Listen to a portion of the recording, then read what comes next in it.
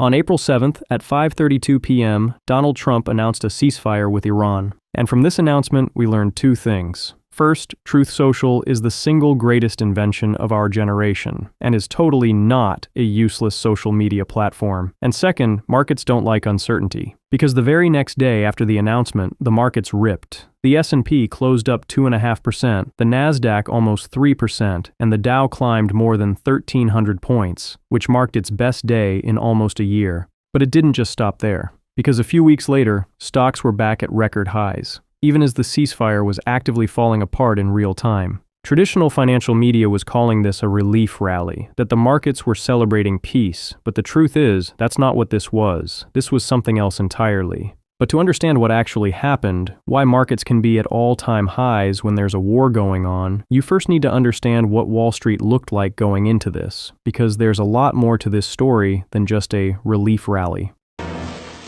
On February 28th, the US and Israel launched joint airstrikes on Iran. Supreme Leader Ali Khamenei was killed. Then Iran shut down the Strait of Hormuz, and the market had its worst 5-week losing streak in nearly 4 years. The S&P was down nearly 9% by the end of March. And while your retirement account was quietly screaming, there was something else happening underneath the surface. Wall Street was beginning to panic. Hedge funds didn't just start repositioning. They were selling at the fastest pace in 13 years. And that's not a loose estimate. That's hard data. Because Goldman Sachs had a front row seat to the show. They run what's called a prime brokerage desk, which services most of the major hedge funds on Wall Street, which means they see what these hedge funds are buying, what they're selling, and just how leveraged they are. And according to Goldman's own numbers, Q1 hedge fund selling in North America was the largest since April 2020. Gross leverage was sitting over 300%, near an all-time high. And short exposure to macro ETFs like SPY and QQQ hit the highest level since the pandemic. And then on March 19th, commodity analyst Rory Johnston said this. If you think about some kind of massive detonation in the oil market supply chain in the Middle East, and there's this shockwave that's kind of moving out, this shock is too large for the system to handle, and it will begin to creak and break the longer this goes on. Just how many barrels per day were those disruptions, the squeeze of 2008, and how big is this in comparison? It's bigger than anything in history. Every analyst I speak with, people again that I respect, people that are not alarmists, people that make fun of the alarmists, they're all terrified. Let's say the East-West pipeline is maxed. There's no issues at Yanbu. The Houthis don't get involved, et cetera, et cetera. In that scenario, with the strait remaining closed, we still need to shed 15 million barrels a day of global demand. And that just means prices, $250, $300 a barrel Brent. We will hit all-time highs in that scenario on an inflation-adjusted basis, almost guaranteed, almost by necessity. So I do think in that scenario, again, recession is too light a term. We're talking depressionary.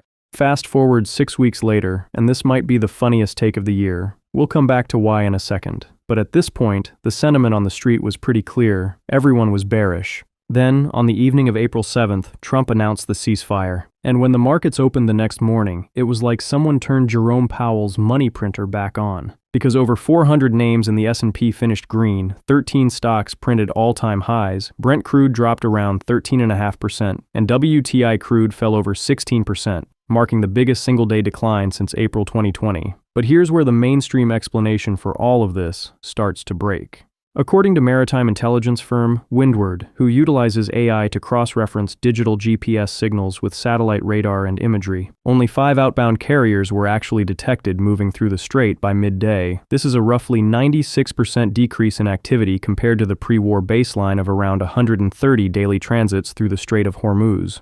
So something's not adding up. How can there be a relief rally based on world peace if there's actually no world peace? Which raises the question, what really moved the markets? And the answer is, a good old-fashioned short squeeze, and I can prove it. But for this to make sense, we first need to explain the underlying mechanics of a short squeeze. Because when you short a stock, you're borrowing shares from someone and selling them. You're betting the price drops so you can buy them back cheaper at a later date, return them, and profit the spread. But if the price goes up instead, you're f***ed because you still have to return those shares you borrowed, which means you have to buy them back at a higher price than you sold them at. And if the price keeps rising, your losses keep growing. And at some point, your broker may send you a margin call, which means you either add more money to your account or you close the position immediately. And when enough people get margin calls at the same time, they all have to buy back their shares. That buying pushes the price up, which triggers more margin calls, which triggers more buying, and that's a short squeeze. And on April 8th, when the macro short exposure was at the highest level since 2020, the squeeze began. But the squeeze was only the first domino to fall, because once stocks started ripping, the algorithms kicked in. And this is where the CTAs, or commodity trading advisors, enter the story. Oh no! Oh no! Oh no! Oh no! Oh no! Oh yeah!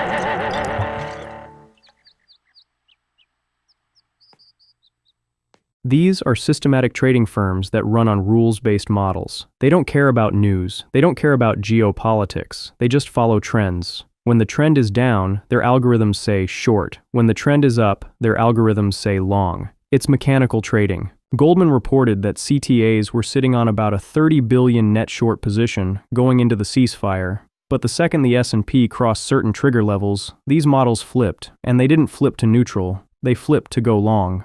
Goldman originally estimated these CTAs would need to buy back around $40 billion of equities to exit their short positions. But the actual number ended up being $86 billion across just 5 trading sessions, which, according to Goldman's records, is a top 5 buying speed print of all time.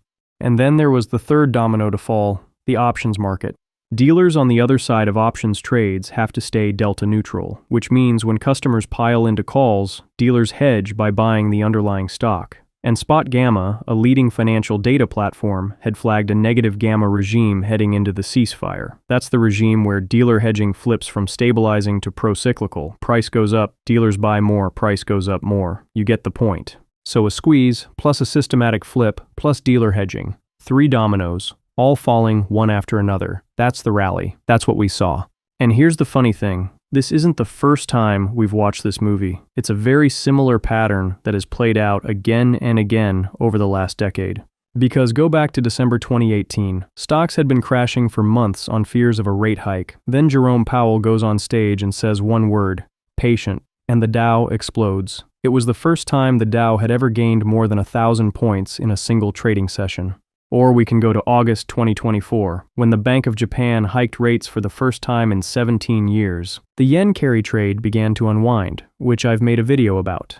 Then the Nikkei drops 12% in a day, then bounces 10% the next. These are all different catalysts, but the same mechanisms. And the reason this keeps happening is that the structure of the stock market itself has changed. 20 years ago, the market was dominated by humans. Portfolio managers reading earnings reports, analysts modeling cash flows, people making discretionary decisions about what companies were actually worth. But now, that market is basically gone. Today, 63% of all U.S. stock funds are now held by passive indexers. That's more than $13 trillion of blind money that doesn't read earnings reports or care if Apple had a good quarter. It just follows the index on autopilot. And because most passive funds are market cap weighted, the bigger a company gets, the more of it they buy, which is how the Magnificent Seven now makes up over 33% of the S&P 500. So a massive chunk of the market isn't being priced anymore. It's receiving allocation on default. And what's left of the active investing side has also changed. The hedge fund industry has consolidated into a handful of giant multi-strategy funds that dominate the industry.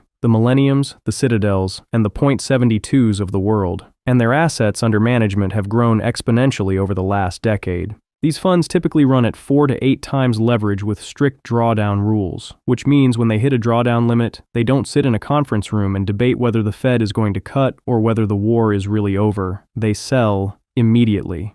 And underneath all of this is the options market.